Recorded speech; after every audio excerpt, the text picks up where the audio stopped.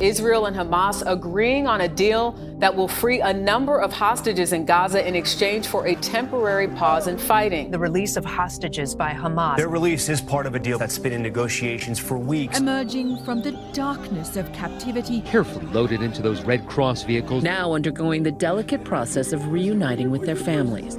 On November 22nd, Israel and Hamas agreed to a temporary ceasefire. This was more than 6 weeks after Hamas militants killed over 1,000 Israelis and took roughly 240 hostages. And after Israel's relentless bombing and ground invasion of Gaza killed over 14,000. That's where the word Mizrahi was formed, meaning Eastern, making up around 60% of the population. Yep. Mizrahi Jews are Arab. They're Arab Jews. They came from Arab nations in Aliyah's either due to pogroms or on their own volition to Israel, okay? They come from all around. They come from Yemen. Well, I guess Yemen has a separate designation, but they're non-white. But still, like Yemen Jews from Yemen, Morocco, Syria, Iraq, even some from Iran. They're Middle Easterners. They're Middle Eastern Jews. They are fucking Arabs. They're Arab Jews. But because Israel is a Jewish ethno-state, a Jewish supremacist ethno-state, they have a different designation, a different classification. That's why so many people, well, not Iran. Yeah, not Iran. Iranian Jews are in Los Angeles.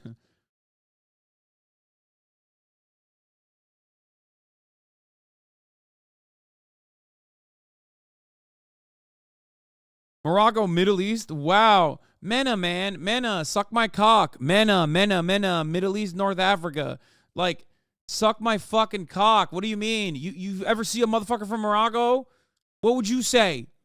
Middle East is perfectly valid to say when you're talking about Morocco. Dumb bitch. Okay, here, I specified it. Mena. Is that better? Mena. Dude never met a fucking Moroccan person.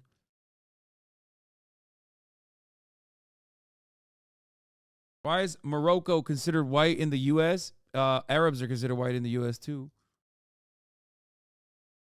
That's it.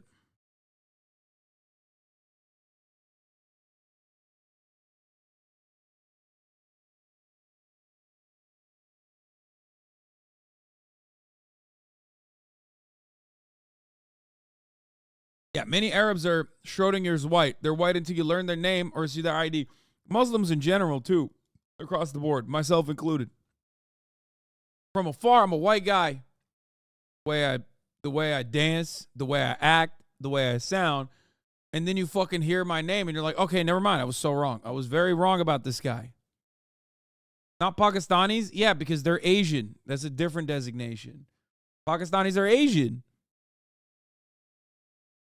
That's like a non-white subgroup, whereas Arabs are considered white in the American census. No, he's probably Moroccan of a Berber ethnicity, like most of the population. That's why I don't like the Arab designation. Okay, whatever.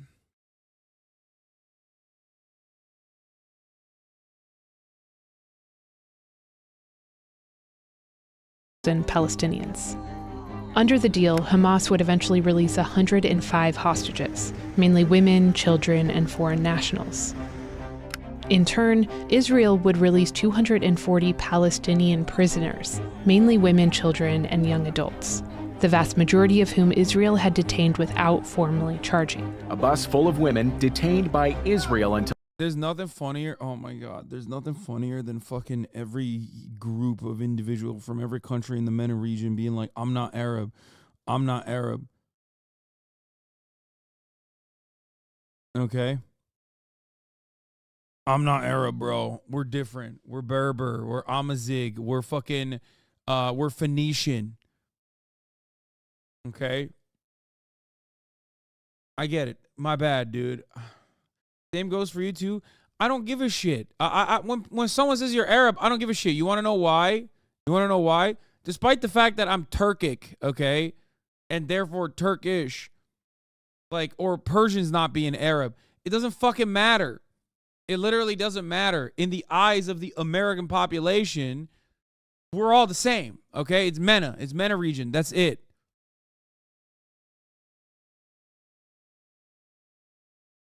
These designations only matter when you're having a conversation within the in-group. When you're having a conversation with the out-group, they don't give a shit. You're the same. Anyway, we should not normalize Arabization. Sure. Till now, Tearful family reunifications between a mother and a teenage son. The moment a mother finally sees her Does Stavros smell bad? No, he smells great. daughter for the first time after 8 years in an Israeli prison. This exchange was a new chapter in a long history. Over decades, Israel has released tens of thousands of prisoners in exchange for hostages. The first captive Israeli soldier to be returned home in a generation. Key to that deal, the simultaneous release of the first 500 of more than 1,000 Palestinian prisoners. There are more than 7,000 Palestinians in Israeli prisons. Around 8% of those prisoners are serving life sentences for serious crimes. Yeah, the irony is Persian, Turkish, and Central Asian Jews are also usually under the Mizrahi umbrella. Yes, there are literally fucking... I had a Turkish Jewish friend whose last name is straight up Mizrahi. That's when I first found out about this designation and where it comes from anyway. Yeah.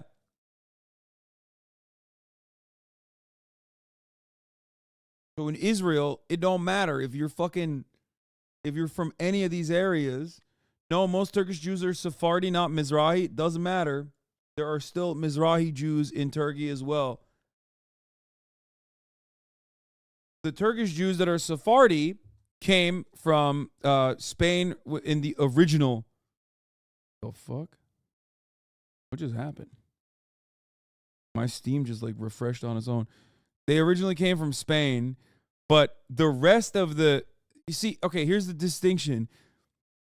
A lot of the Jews that came from Spain that went into fucking Istanbul are technically still considered Sephardi. However, okay, the ones that came from Europe that went to North Africa, which was still, to parts of North Africa, which was still under the Ottoman Empire, they're Mizrahi.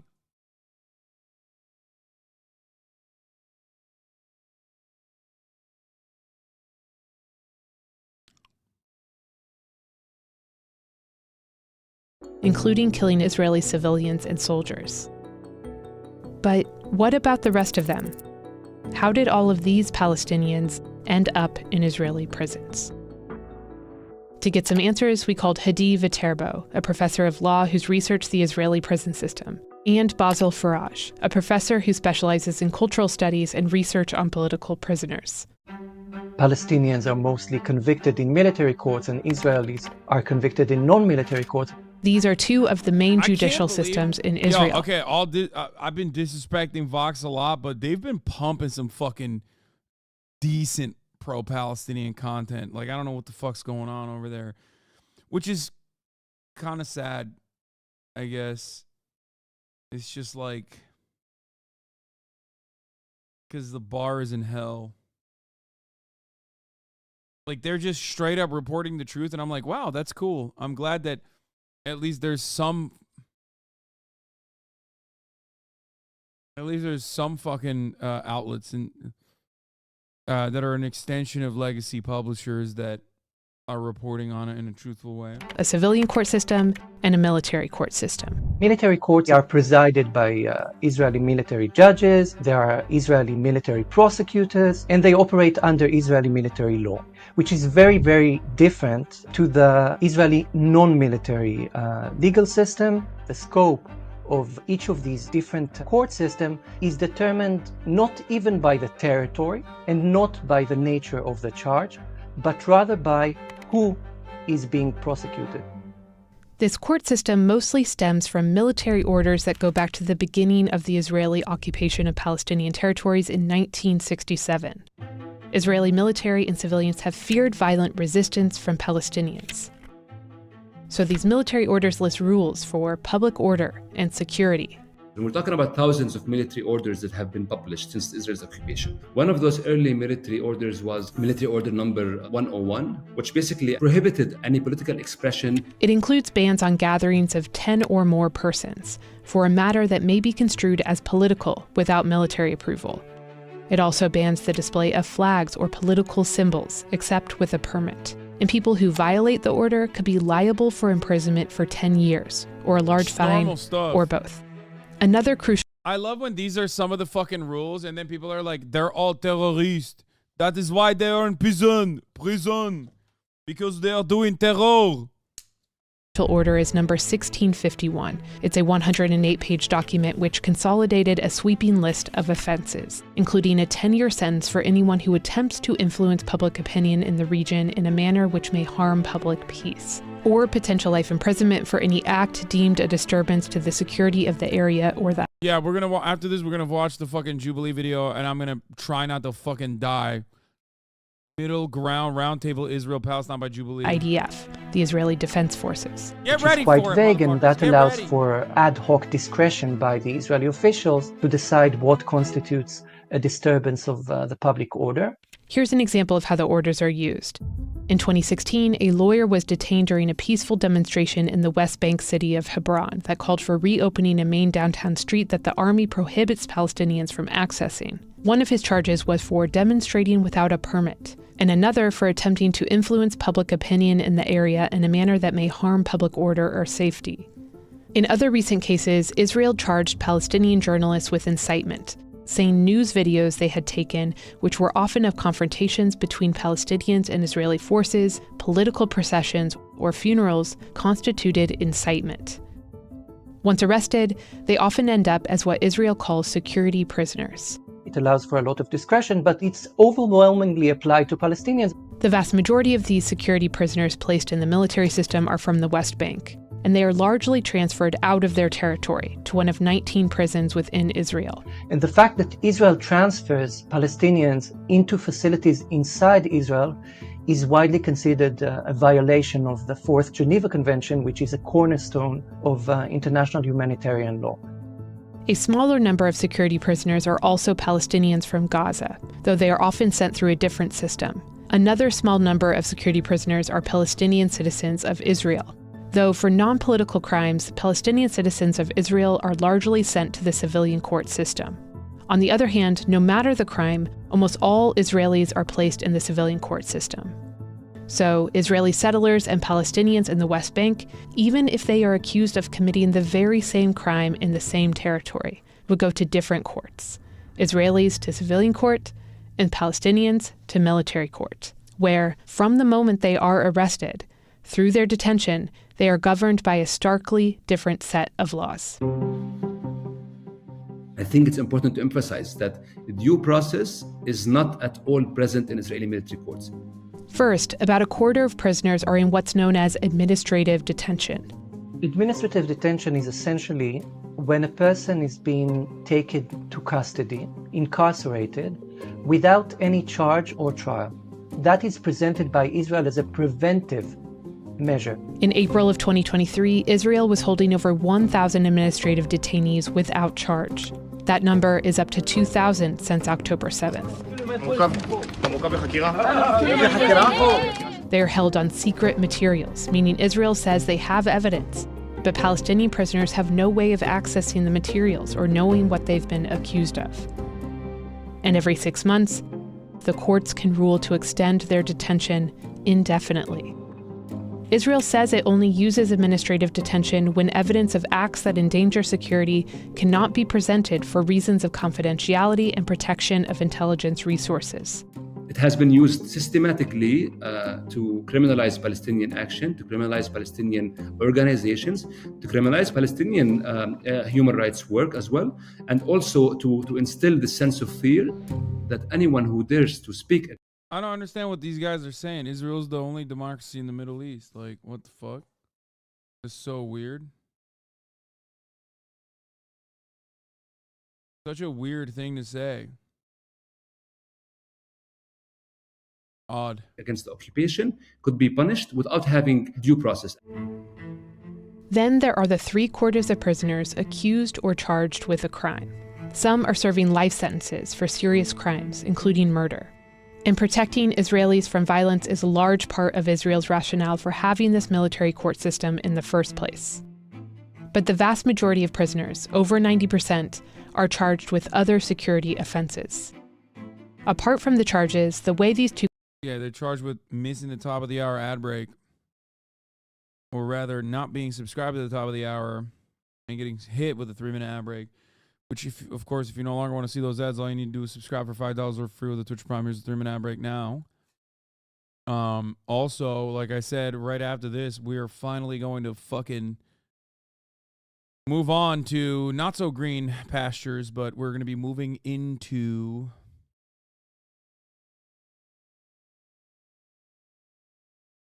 the Jubilee video. Two court systems operate is also vastly different. In the military court system, public defenders are not regularly provided. And confessions in military court are often written in Hebrew by an officer, requiring many Palestinian detainees to sign statements or confessions they don't understand, which can then be used against them. Once a Palestinian prisoner actually goes to trial, conviction rates are a staggering 99.76%. So essentially what that means is that once a Palestinian is brought before an Israeli military court, they're as good as destined for imprisonment. In Israeli civilian courts, there's a different standard even when it comes to what it takes to be arrested, let alone convicted. When you look at crimes against Palestinians, according to data collected by one Israeli human rights organization, of more than 1,500 cases of ideologically motivated settler crimes, investigations were closed without indictments in 93% of cases. In another of their studies of cases that did indict Israeli suspects for violence against Palestinians, only a third of cases resulted in full or partial convictions. They are protected by the law. We have witnessed images of settlers burning Palestinian villages down to the ground and killing people. They were not persecuted or sent to any form of real punishment. And there's major discrepancies in sentencing too. For example, if convicted of manslaughter, a Palestinian... Like they're using Adamir, which... the fact that they're using Adamir is pretty good because Adamir itself is considered a terror cell by Israel. Like they consider it to be a terror organization. Palestinian faces life imprisonment, while an Israeli convicted of the same offense would serve a maximum 20 years imprisonment. In Israeli military court... Bro, get off your phone, this guy says. Yeah, except I'm on my phone because I was posting. Bitch, let me tell you something, okay? I'm a multifaceted, multi-pronged, multilingual content creator. Do you understand? You understand me, bitch?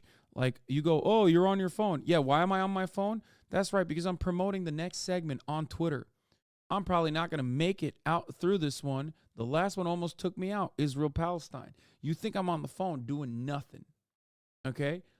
And sometimes, let's be real, I am calling your mom to bang her, okay? Sometimes I'm texting her to reminisce about the good times we had, okay? About me banging her. And then other times I'm posting shit like this. And texting your mom.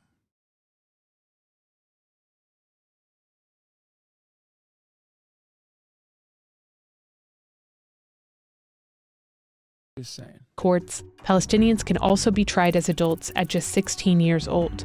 In civilian courts, it's 18 years old. Since 2000, at least 13,000 Palestinian children have been arrested.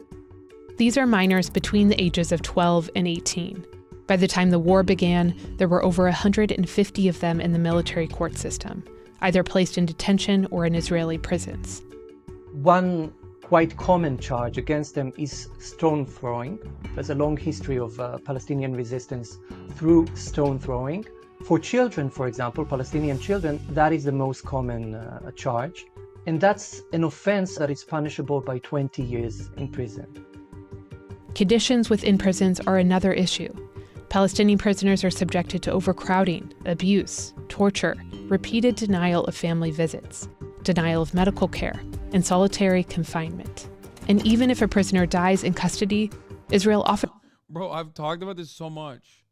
And you guys still go, oh my God, 20 years? Yes, terror rock. It's not the regular rock, it's terror, baby. Throwing a rock of terror at the tank. Do you know? Do you know what a rock does to a Merkava tank? You do not know. It does nothing. But it makes the operator feel very bad for killing the terror baby. Often practices a policy of keeping the remains of scores of Palestinians in freezers. Oh my God, they're posting this too.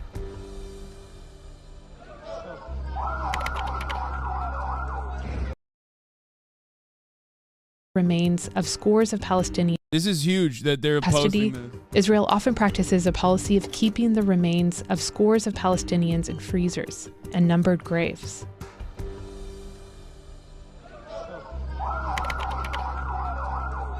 With the end of the ceasefire, Israel's ground invasion of Gaza has resumed. And even though some prisoners were released in exchange for some of the hostages, the population of Palestinians in Israeli prisons has only increased. Officials estimate the number of Palestinians in Israeli prisons has doubled since October 7th. You're talking about a place that's occupied through military force, through decades of oppression, of violence. In this broader context of occupation, I think the prisoners issue actually became very central for Palestinians. So I like the Vox taking the funniest liberal position of being pro-Palestine, but also pro-landlord. Whereas like most American progressives are like anti-landlord, like anti-housing market being fucking devastating. They hate that. But they're also, you would rather, most progressives in America, not younger demographics, but most progressives in America would be like, yeah, I think that the housing market should be fixed, but also I'm pro-Israel. Vox took the exact opposite position where they're taking the unpopular position on both ends, where they're like, yes, we're pro-Palestine and also we're pro-landlord.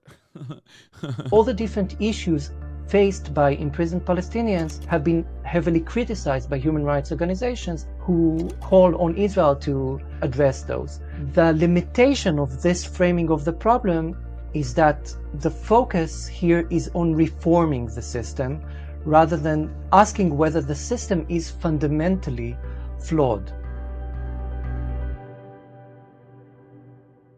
Sent this video to my mother and father saying it's wild to know that dad was deployed to Kuwait for less than this. Wish me luck. I mean, probably going to be pro-Israel unconditionally. All right.